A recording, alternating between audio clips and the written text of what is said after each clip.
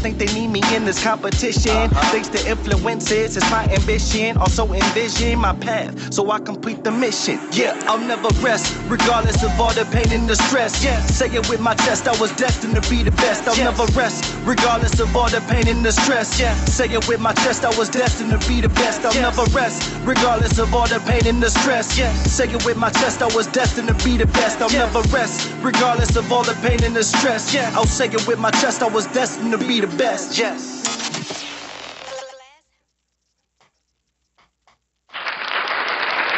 Welcome to the last sip. It's your boy Mac Mans, aka Motivational Muscle. And as you know how I get down, I do not spill the tea. However, I have a kettle that boils over, and I will take the last sip. So right now, let's give a drink for this agua.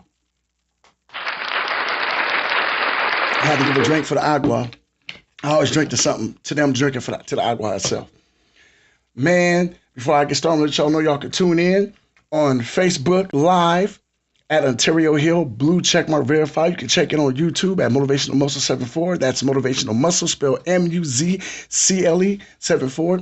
Also, if you want to, you can call the BrewLine, 501-259-6788. The BrewLine is always percolating. Give me a call on it. And today's show is going to be awesome. Before I get in contact with my guest, I don't know if y'all have seen her before on my show. Amazing young lady by the name of Mayra Diaz. Let's give an applause for her. She is going to be on the show today. We have a great show today. Before I get going, I'd like to go ahead and give you a little shout out to a person I met today. You know I don't have sponsors, so this is basically going to be like my sponsor section. This shout out today goes to Matt Mason of Blue Collar Jerky. Get a hold of him at 501-230-5022. Now, Matt makes his own jerky. The kind I have now, I think it's black pepper. Y'all, if y'all don't understand, y'all just don't know this smell. Oh, it's so good. Oh, let me show you what it looks like here. This jerky is so good. This jerky is homemade jerky. Look at that jerky. Look at that. Smoked. Oh, God, it's delicious. Homemade beef jerky. Now, you can get a hold of Matt by looking him up under M-A-T Mason 01 on your Instagram. He will inbox you back. Y'all, you got to get this jerky, man. If y'all need to get a hold of him, you hit me up on my line, and I will gladly give him a call for you, see what we can do as far as getting you some ordered. But, man, this dude is making his jerky. He's doing his, I love and I'll support anybody doing their own thing. You know what I'm saying? It's awesome he's doing that. But, y'all, before we get started, I'm going to go ahead, and I want to introduce to my guest. She's been on the show before. Her name is Mayra Diaz. I'm going to start calling her Mighty Mayra Diaz. So I want y'all to give Mayra an applause here. And hello, Mayra. How you doing today? I'm doing great. How are you? Well, it was so awesome to have you on my show. I'm going to let the people know Mayra's not really a talker, so she's the perfect co-host because I do all the talking. You know how I get down. So, Mayra, I'm so glad you're here today, and I appreciate you for showing up on my show. Y'all, today we have an important show. It's going to be very special. So I'm hoping all those who have people with disabilities tune in. We're going to talk about some things. I will preface it, what I'm going to say on my show today with a saying real quick. I am not telling you who to vote for.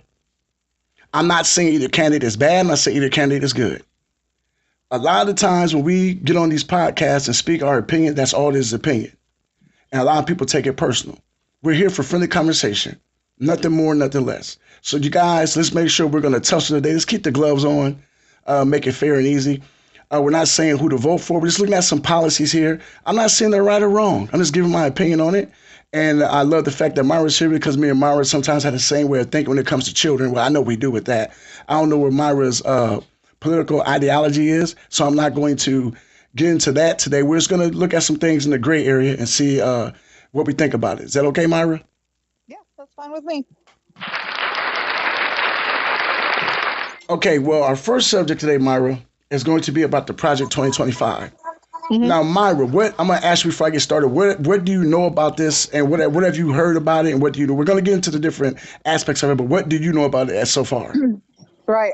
Before you mentioned it to me yesterday, I believe, I had heard about it, but I didn't really look into it too much. But I did all last night and today, and I mean, obviously, I didn't get to read all of it since it's like 1,000 pages, but I did kind of a little bit of a digging, and the algorithm and all that stuff started popping up. Yeah. But the main thing that caught my eye was,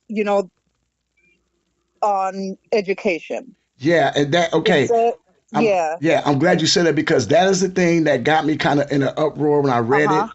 Yeah. That and the healthcare. So we're gonna go ahead and get into that, Myra. What we're gonna do? Okay, those were my main ones. Okay, what I'm gonna do is I'm gonna go ahead and give you some little background on it real quick. Okay. Now the project 2025. Also known as 2025 Presidential Transition Project, it's a proposed plan led by the Heritage Foundation, which aims to promote conservative and right-wing policies to reshape the United States government and consolidate executive power should Donald Trump win the election. Okay, now the reason I said that's at the beginning of it, because I'm gonna have my opinion on this. Like I tell people, this is my show, so I can have. It's called The Last Sip. That don't mean it's the only sip. It's just my last version of how I feel about it. And so, with that being said, I'm going to break this down. Now, I'm not saying Donald Trump's a bad candidate. I'm not saying Ms. Harris is a bad candidate. I'm not going there. That's a different subject. We're not doing that today. What we're doing is we're going to look at this policy. Now, if you know anything, and I always tell people this, the presidential seat is titular. Now, what I mean by titular is it is a position that you're a figurehead of. Myra, before we get going, I'm gonna let you know we've been having people tune in a lot lately, so there's gonna be a lot of shout outs. Aaron High, I see you. Shout out to Aaron High. He just right now said Aaron High's like, give me a shout out. Aaron, I'm talking to the great mighty Mayra Diaz. So every time someone give it applause, the great mighty Mayra Diaz. Another applause for that. Okay, so now Myra.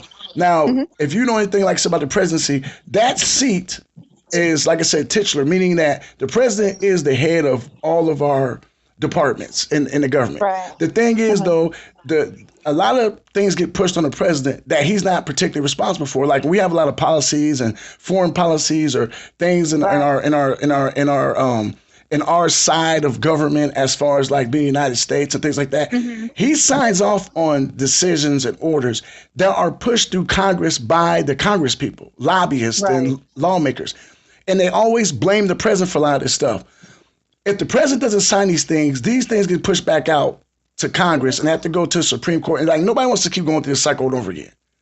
So if you got a bunch of yays and the president signs off on it, it is what it is. With that being said, no president has had complete executive power. Now, I took politics in college. I was a political science major, and took psychology as my minor, which is so funny that those two should not be mixed together because you can't be dealing with insane-minded people dealing with politics. So, but the thing is though, executive power meaning that no matter what Congress thinks about it, if he wants to, he can shut any bill down he wants to.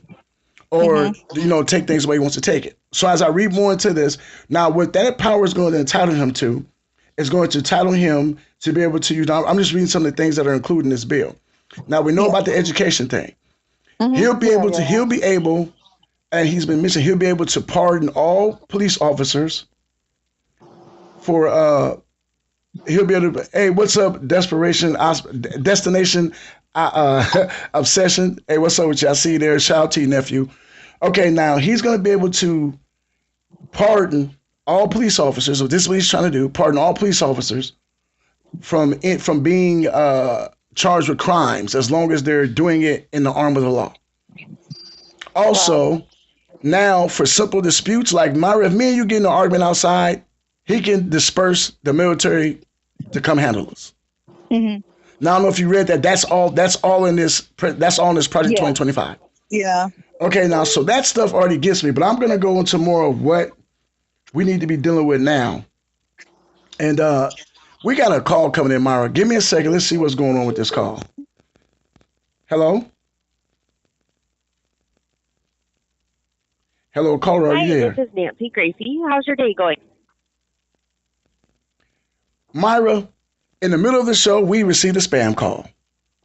Oh, wow. So we're going to keep going. It happens, yeah. Okay, so now, Myra, Now let's get into what we're looking at. Okay, now with this Project 2025 also does to people, for you guys who don't know, this is going to take the funding from Social Security and disability funds and either deplete them or move them to another department. That's not saying you won't get them, but you won't get what you're supposed to be getting. And you know, I've worked years, and I'm going to end up not ever collecting Social Security because I'm not. It's not going to be when I get there. Now that's the issue because I have disabled people in my home. Because Social Security and disability doesn't just help the old. It helps those who are in need. It helps those who can't take care of themselves. It helps those who have special needs. And Mayra, now I don't know because me here, I'm an open book. You don't have to be. I'm an open book. My granddaughter gets disability for being autistic. Now, being autistic, there's different spectrums of that. Now, you know, we speak on this all the time. Her spectrum level, she's high on the spectrum, meaning that she's going to be able to function, but she's going to have a lot of things against her when she gets further into this race we call life. Right. So those funds go to help her for learning education because the medical, which they might take away, also pays for the learning because we can't always afford that. Also, it pays for things she needs. She's 3, but she still wears diapers. Because if you know autistic children, some of them have those type of funds. Their brain, the neurons and the connectors don't connect to fire the right things all the way, and they can't really speak for themselves half the time. The schooling, the personal needs she needs, also just anything being paid for someone to come into the home as she gets older to teach her how to live by herself sufficiently.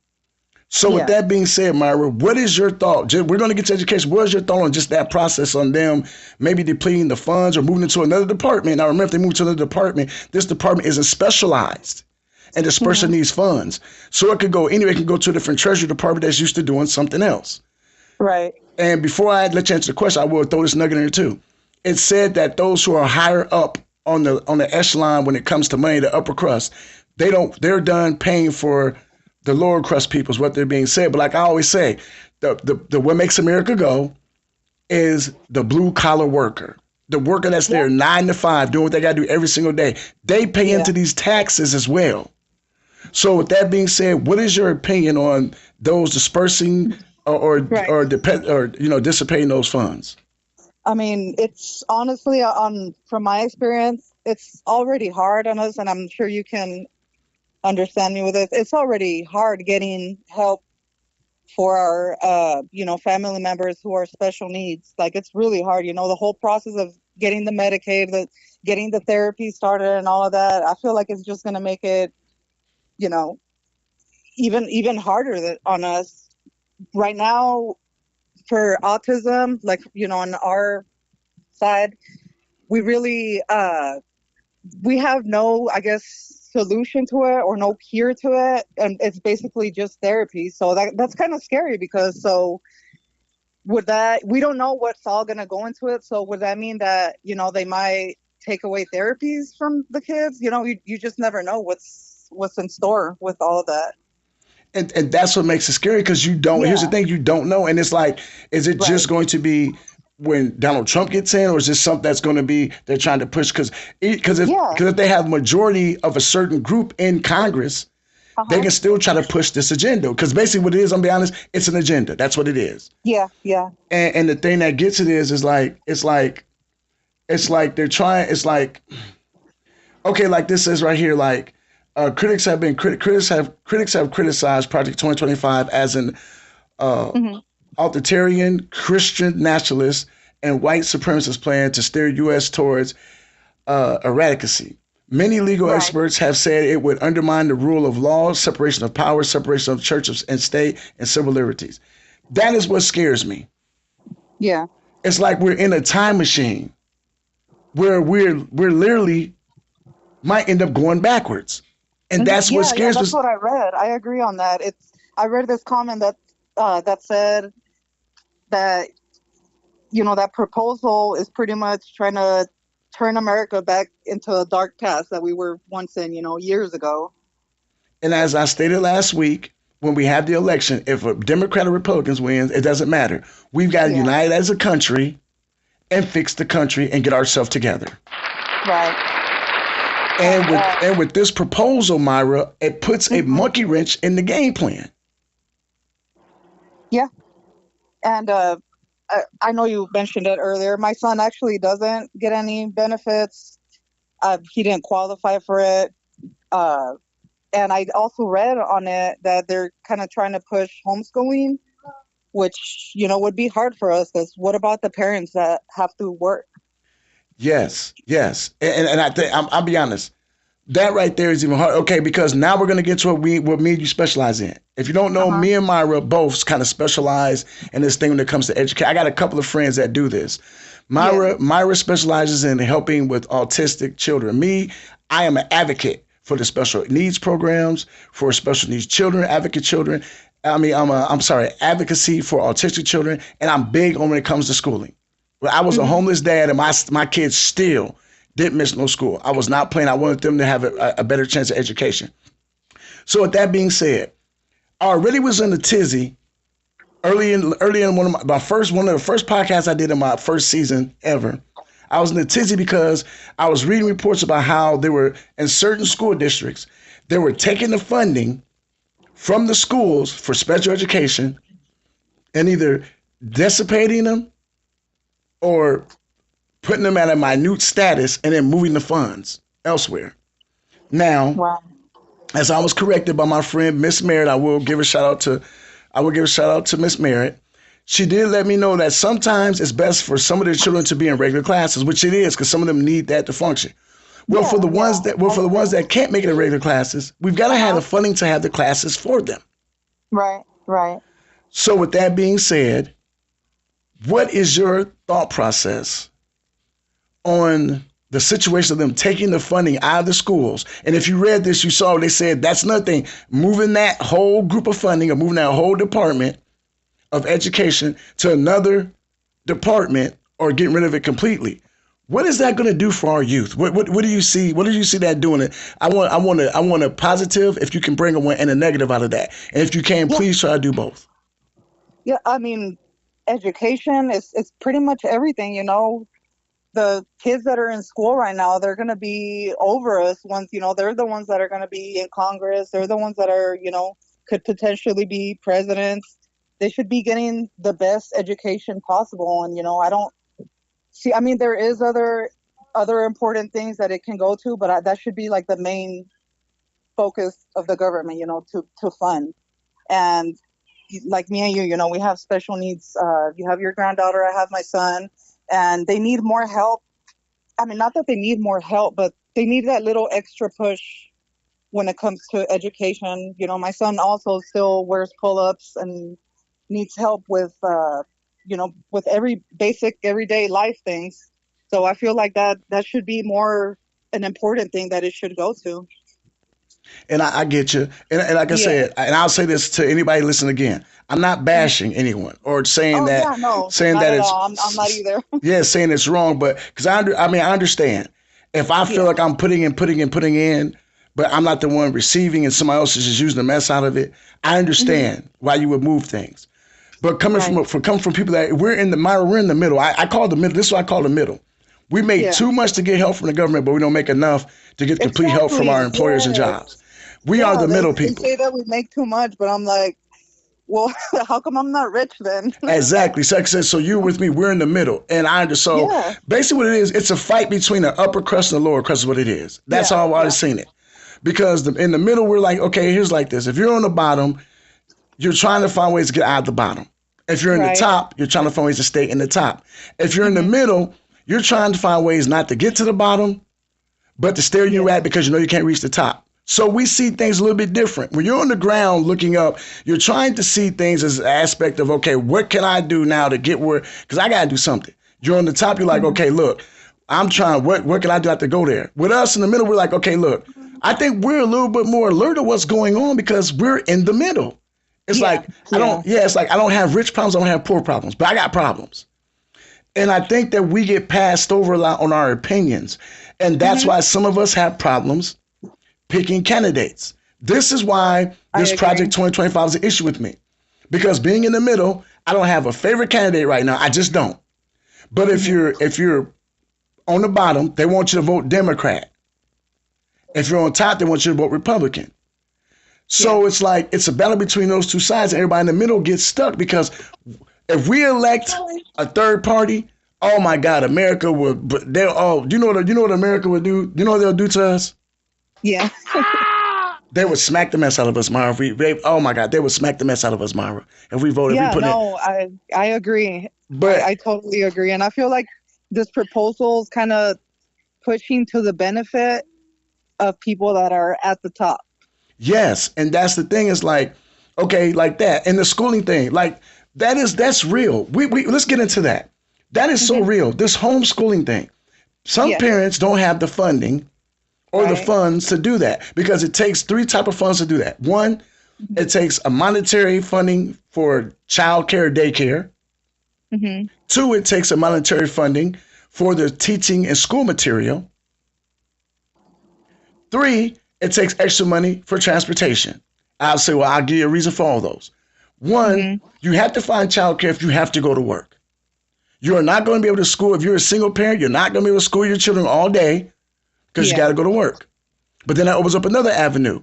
Because then you have, if you leave your child at home by yourself, that's against the law too. Leave your kids at home. I did a story about that, about a lady and her 14-year-old kid at home. They threw a fit about it. So you can't do that. You can't miss work because you got to make a living. If you miss, but you got to teach your child. So if you choose to teach your child, you're not making a living out there. The other thing, finances as far as transportation. You got to get the kid back and forth to the doctor, special events you have to take them to. Say there is something that they want you to get together with the child for like some type of field trip. You got to worry about that. It's different things that come along with this they're not thinking about. Yeah. And with all that being said, not only you having to do it by yourself, you need funding to get all this stuff going. You got to have funding for, some people need a babysitter. They have funding for that. Some people need educational equipment. They need funding for that. This situation to me is just a Pandora box that once it gets open, we're not going to be able to come back from it. So I will ask you this. Do you think that there is a solution to this? If it was Mayra Diaz and she wrote this program and they say, Mayra, you got to cut funding, but we want you, Mayra, to be superwoman. We want you to cut funding, but make it so that we can still have educational funds. Right. What would you do as a solution besides if you had minimum funding? Your kid couldn't go to school all day. We can send them to school. You had some type of funding, programs and stuff. We're still keeping a couple of programs, but majority of the school time's got to be spent at home.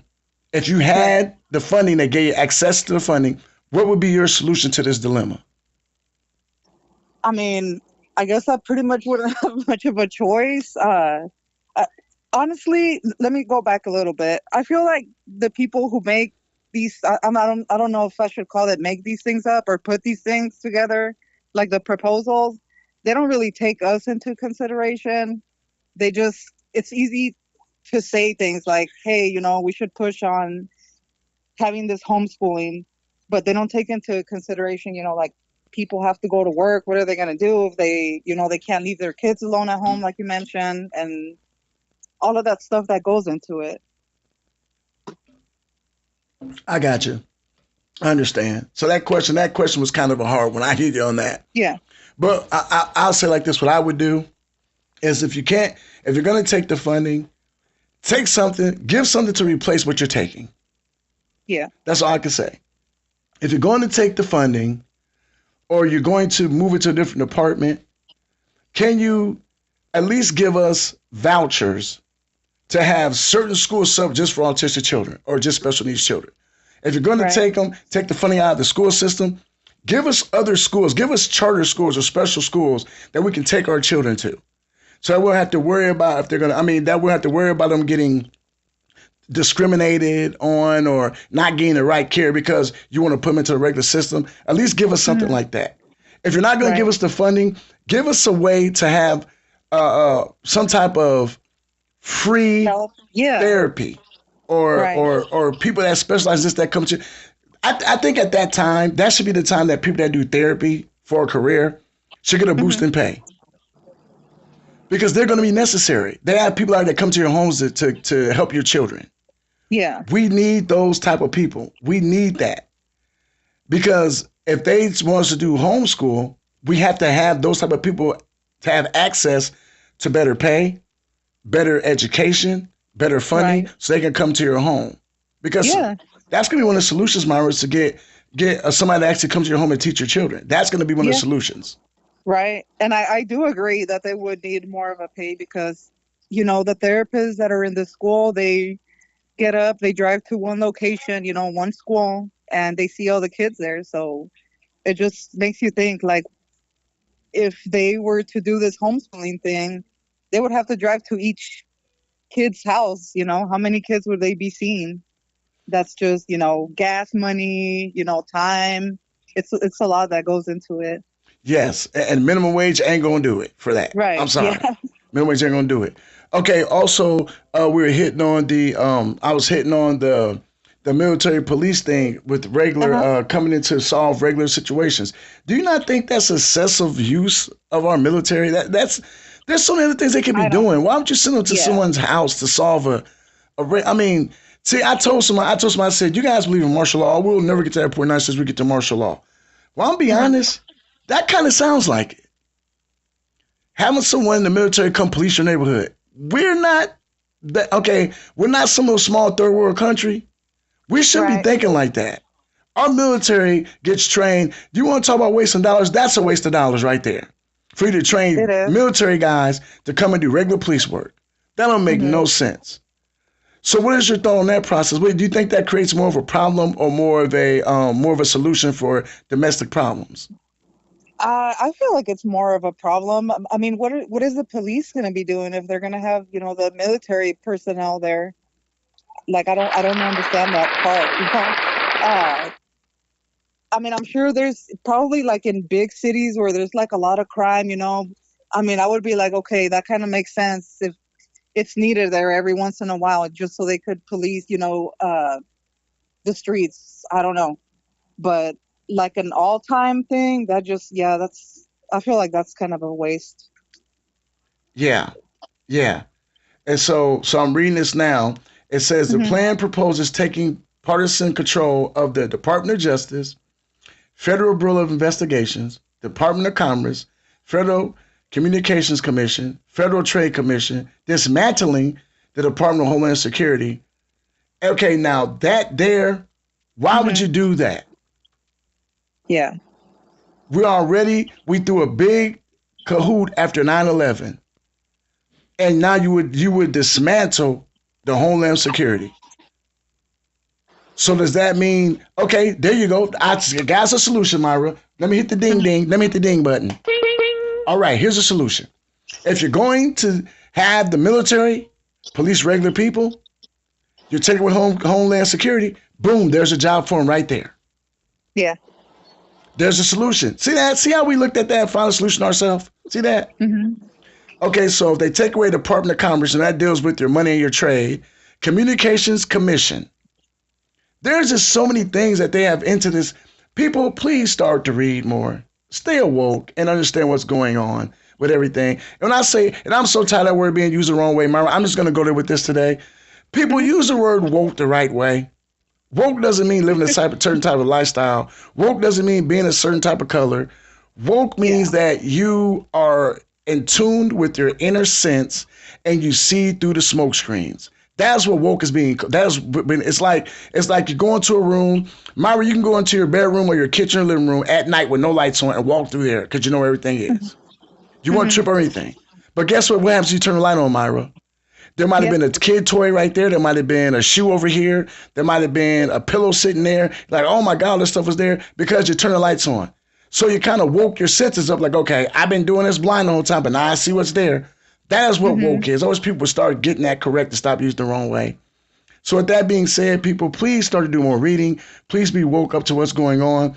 And like I said, I just want to hit on a little bit on Project 2025. I'm not going to go deep into it because you can go into that all day long. And I will have other Yeah, it's experts on here. long. Yeah, we'll have other experts on here with me in the next upcoming weeks to go through some more of this. But I just wanted me and Myra to touch on that because y'all don't understand that right now this is one of the most important elections of all time. We're dealing with a candidate that just got pushed into the race after someone else was running the race and couldn't do it. We got another candidate who's been convicted of some felonies. I'm not picking either one. I'm not telling you who not to pick or who to pick. I'm not going there with you guys today. All I'm saying is the decision we're making is going to affect us for at least the next 4 years. And if not the next Yeah. 4 years, even longer and further beyond. Please, you guys, be prepared and understand and read about Project 2025. Okay, Myra, I'm going to take a sip of Yeah. my water because my studio is hot. Okay. Oh boy, it's hot in here. Okay. With that being said, so how have you been, Myra? How things been going for you Uh, lately? Pretty good. Just, busy, work, family. I got you. Okay, well, see, now this is where you come in. This is why I got the next subject. Next Hmm. subject is what about me? Me and Myra are going to sit and discuss what it's like and what options we have as being a person who is in caregiving mode. Now, as you know, my fans out there, as you know, if you wanted to hit me up, hit me again on the BrewLine 501-259-6788. You can go ahead and hit me on Facebook or YouTube in the comments, and I will comment back. Me and Myra both are in families to where we have special needs. Me, my wife is semi-disabled. My granddaughter's autistic. And being 50 years old is not the easiest thing for me to take care of them and work a full-time job. But it's necessary. I do that. Myra is raising a family. She has an autistic son. She's a jack of all trades, but master of none. I'm gonna hit you with that, Myra, today. So, but Myra is always on the go. Myra, what are some of the things you do to give yourself time and peace when you have to get away? Because we all need a breather. What are some of the things you Yeah, do to give yourself some me time? for sure. Honestly, I'll say one of the most important ones is I have like a 30-minute route to and from work. So I take that time to just listen to nothing. Every once in a while, I'll listen to music, a podcast, but I'll just try to talk to God during that time. That helps me a lot.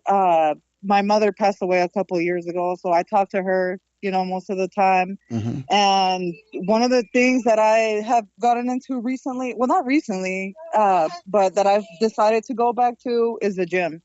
That, like, if I don't go to the gym now, I just don't feel okay with myself. And I feel like that lately has helped me so much when it comes to not only, being healthy, but like mentally as well. Okay, yeah, I've seen you. If y'all don't know, Myra she's one of those Facebook post people. She doesn't post all the time, but she does post the treadmill Yeah, pictures and stuff like that. I've seen them. So yeah, right. yeah. I'm And glad you said that too, Myra, because mhm, like with me, same thing. My drive to work is only 5 to 10 minutes, but right. I pray. I talk to God Yeah. continuously during that time. Uh, Hmm. the workout thing is something I do. That is. I don't know if most people know, I'm a professional wrestler as well, an indie wrestler. I do more That's pretty management than cool. anything and marketing. So that is a big, big, Yeah. big, especially for me because I'm the only guy in my bubble. At home, Hmm. it's two women, my granddaughter and my wife. At work, I'm the manager. I have 4 employees. They're all women. So Oh, all day wow. long, I'm rotating 6 women in my life. Okay, you guys are listening. Do not hit in my comments saying nothing crazy because I said I'm rotating 6 women. Stop it. Just don't even go there with that. But yeah, I'm rotating 6 women, juggling them. You know, everybody has their own aura, their own spirit, own attitude. So it takes a lot of prayer, a lot. And Yeah. the workouts, they help in the wrestling. So I do that Hmm. as far as giving myself some peace on that. Also, I do suggest there are some groups. Now, for me, I'm a Yes. grandparent, so there are some. My wife has found some grandparents groups, and I was just going through. If you don't know, the algorithm listens to you. TikTok, Instagram, Facebook, YouTube, they listen to you because you're sitting at home sometimes talking about something. All of a sudden, you're like, "Man, my feet hurt." Then all of a sudden, you sit there. YouTube is like, "Your feet? Do your feet hurt? Try this new foot cream." I'm like, how did y'all know? What the heck? So, with that being said, I have some stuff come up where there's people now promoting groups for parents with autistic grandchildren, That's great. grandparents raising kids. So those are things I can get into. What type of groups do you know of, Myra, or type of other outlets besides you yourself? Outlets that contain other people. Yeah. What type of outlets do you know about? There's some on, like you mentioned, there's some on Facebook that is for, parent support groups where you can go in and, ask questions like, hey, my son started doing this, can you guys give me any tips on how you guys got through this or so and so. Also, something else that helped me a lot from the beginning of when my son was diagnosed was pretty much just being around people who can understand you. And by that, I mean, whenever he was diagnosed, I didn't know anybody, who had a child that was autistic. I did not know anything about autism. All I had heard was the word. I did not know anything about it.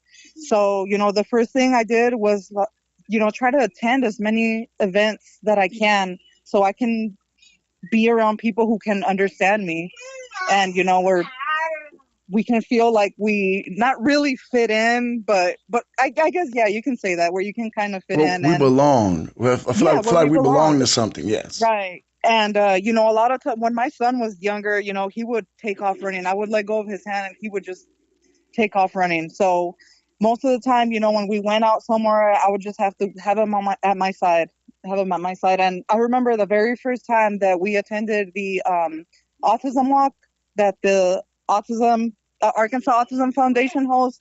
I had never felt like in my own place, you know what I mean? Like where I felt like other people could relate to me or that could understand me. So that has helped a lot. I recently, and I'm going to send you a link to this as well. I recently joined this, it's like a monthly type of group where you can learn as much as you can about ways to help your children Okay. or your family member that is autistic when it comes to like healthcare, Medicaid and all that stuff. But yeah, that's definitely helped a lot. Like being with around people who you can relate to because, a lot of times, I mean, of course, I do have other people that I talk to who don't have autistic children, but and I'm sure you can understand me when it comes to this. That Yes. they'll be telling you like, hey, oh, my son just he joined football, and in the beginning I would kind of feel a little bit hurt because there was a lot of things that kids my son's age were doing that I noticed that he wasn't able to do. And they could get excited over that, like, oh, hey, my son's starting football this year, he's quarterback, he's doing so good. And me over here, I'm excited because my son started using the spoon correctly for the first time. Yes. So Yes. yeah, Yes. so it feels good to be around people who you can relate to, if that makes sense. Yes, it does. So Yeah. I think one of the most joyful things that ever happened. Okay, like I always promote my friend Chad Merritt. Uh-huh. He owns the Mean Pig here in Cabby. Yeah. And here's the thing. So I call him and I talk to him all the time. And Hmm. when I'm talking, I'm always talking about my family. You know what he does? He stops. He goes, "Can I ask you a question?" He goes, "Yeah." He goes, "How are you doing?" Yeah. And I'm like, "Wow." And I think to myself, like, I guess I'm doing okay. He goes, "Do you know you never talk about yourself?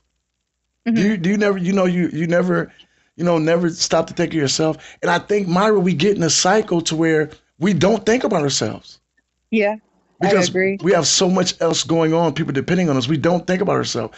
That's why Yep. this subject I brought up is so important because people have got to know that you've got to take time. You cannot take care of someone if you can't take care of yourself. Yes. And the Yes. things that come with caregiving, people don't understand is mental stress, Hmm. health stress, a lot of short temperness is like fatigue mentally and physically because you're literally Yeah. giving every ounce of what you have to take care of the ones you love. Right. Because in a lot of our situations, if we're not the one doing it, nobody else is going to. Oh yeah. Yeah. I agree. I agree. And I mean, you have it on point. If you can't, you have to be okay with yourself before properly taking care of others. Like I'll give my experience. Whenever my son was diagnosed, I fell into depression for like a couple of years, Mm, and it was hard. I didn't know what to do. It's already hard raising children. Period. So not having a manual yeah. for an autistic child is even harder. So I fell into depression for like a couple of years, and after that, once I started getting a little bit better, my mom got diagnosed with cancer. So Mm, it's like I feel like I'm just bouncing back now to being okay with myself.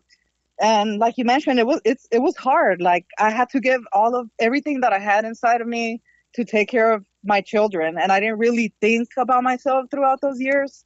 And now that I am, I highly suggest everyone, do what you like doing. Like take some time. If you have time to sit there and scroll on Facebook, TikTok, all of that stuff, use that and do something that you like doing, something Yes. for yourself. Yes. Like you have to take care of yourself to properly take care of someone else. Myra, I like that. I appreciate it. I like what you said. I appreciate that. Well, before we wrap up, Myra, I would like to give you kudos for the things you do. I appreciate you. I think you're an awesome parent. I have met your son. He is an awesome young man. I met your daughter as well. You have a nice family. You guys, you seem to be doing the right things by family. I just have a lot of respect for you, and I look up to you for the way you've done. Remember, because I'm new at this. I mean, my kids. Right. I mean, my daughter crawled to the potty at 8 months. At a year old, 2 years old, she had read the Book of Knowledge, and she was reading before she was a year old. So my kids were like uber over the top. We moved to Arkansas. We were from Iowa. They were so ahead in their education. We moved to Arkansas. They were getting straight A's because they had basically took the curriculum and blew it out of the water because they were already advanced enough to do that. Yeah. So when I got my granddaughter, and I'm like, and I tell people the story. I tried to give her back. We first got her. She was sick. We got her at 2.5 months. We were taking care of her. She weighed. She could fit in my hand like a beanie baby. Yeah. And I used to call her little alien. She didn't weigh much at all. We had to take her back to the hospital. She had COVID and RSV, and I didn't know if she was gonna make it. And we would get her and babysit her, and we take her back to her parents, and we get her right back. And as we were doing that, I was like, you know what? Come get your kid. Don't bring a kid over here. Come here. And I was seriously like, hey, I'm 50 years old. We're going to be 50. We can't do this. This was like she was 2.5 months. Mm-hmm. And the more I would bring her, she didn't want to go back with them, and she would start fussing and crying. I had to go get her. Like one time, I dropped her off, and I had to go pick her up because she wouldn't sleep for them. She saw me and just got this yelling and screaming and laughing and giggling. Aww. And it got to the point where she got old enough where she became almost 1. I would put her in the car. No, this is before she was 1. She was like about 6 or 7 months. I would drop her off and leave her there. Well, when she got to the point she got 1 or 2 years old, she wouldn't drive with herself by me. I mean, she wouldn't drive with me by myself. Aww. If I put in the car seat and locked the door in the back, she would scream and kick, thinking I was going to drop her off somewhere. Yeah. So, she finally got over that, and now I can't come in the house. Daddy! And this is all God. I can't do nothing. I mean, Myra, I can't do anything. She is my shadow. My wife says she's my spirit animal. So yeah, that's so sweet. So you heard that song, Twin, Where Have You Been? Nobody knows me like you know me. Yeah, that's her. Yeah, I can't do nothing without her, so. But I look up to you. I want to say I thank you. Myra, thank you for being part of my conversation today. Like I said, I know we kind of went off the rails on a couple of things, but I like having you as a conversationalist on my show because we do have good conversation. We kind of bounce things off each other. Myra, like I said before, this is not the last time. You will be on my show again. I love having you on my show. Because I would love to thank you for having me again. And you know what? Kudos to you, too, for taking care of your granddaughter. I know it's not easy. Well, I want your life. I want to thank you. I gave myself a cheer. I want to thank you for that. So, but Myra, as I said before, I know it sounds kind of weird, but Myra, if you let me, I'll have you on again. Sure, I would love to. See, if you wouldn't mind sending me that link to the beef jerky, that looked really good, by the way. Oh yeah. So here's the funny thing is he came in out of nowhere and it's like, do you know that job since I got it? Okay, I would tell people that job before I leave this. I gotta tell you this. This is a blessing. Uh-huh. I left errands making $1,600 every 2 weeks. I left errands making that money to go work at a gas station, only make $300 some a week. Mm-hmm. But I'm happy. Do you guys know I have made more connections and met more people? Because if you ever come into my gas station, I'm telling you right now, I am the most friendliest, smiliest person you'll ever meet. What you see from me on the podcast is so true. I am a big teddy bear. Like I said, when you see me on the podcast, sometimes it doesn't do justice. I'm a muscular guy. If you come in there and you be like, oh my God, who's the speaker behind the register? People do that all the time. They thought it was security when I first started. So it's like, you come in, you see this huge smile, and I just greet you all the time. And somebody goes, are you real? I'm like, yeah, I'm for real. But I met so many people doing this job. That's how I met Mayra. I met like people Yeah. coming with their children, and I am super sweet to kids. People coming with their children, I can tell if the child's autistic. I'll talk to them. You know, I might give them their own little bag with their stuff in it because autistic kids are very possessive about their stuff. It's mine, mine, mine, mine, mine. So, but I've met so many people doing this.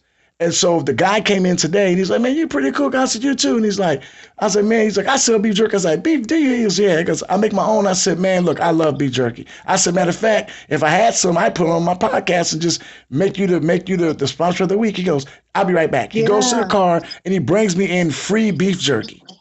Oh, wow. Yeah, they look really good. So I'll pull up there again. There you go. Matt Mason, blue collar beef jerky, 501-230-5022.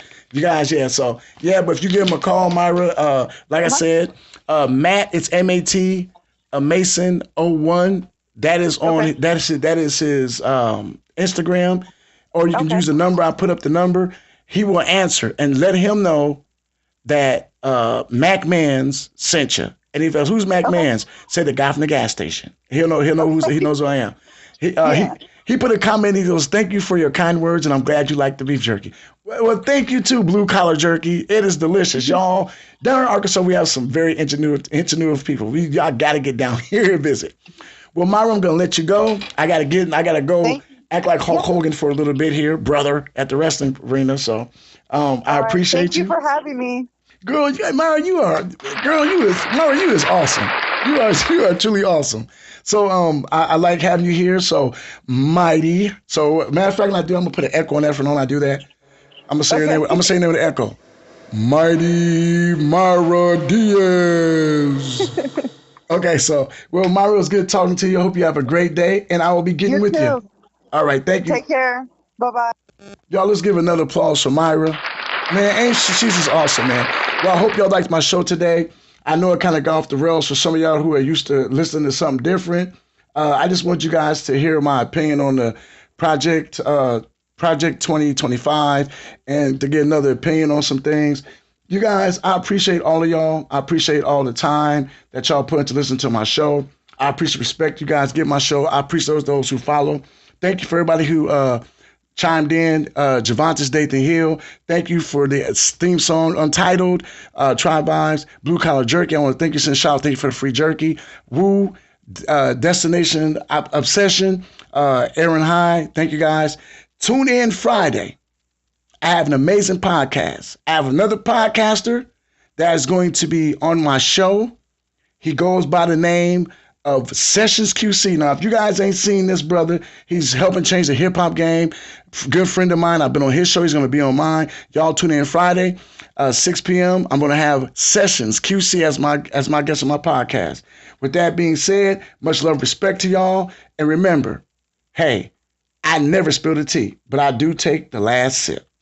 Peace. Competition, thanks to influences, it's my ambition. Also envision my path, so I complete the mission. Yeah, I'll never rest, regardless of all the pain and the stress. Yeah, say it with my chest, I was destined to be the best. I'll never rest, regardless of all the pain and the stress. Yeah, say it with my chest, I was destined to be the best. I'll never rest, regardless of all the pain and the stress. Yeah, say it with my chest, I was destined to be the best. I'll never rest, regardless of all the pain and the stress. Yeah, I'll say it with my chest, I was destined to be the best.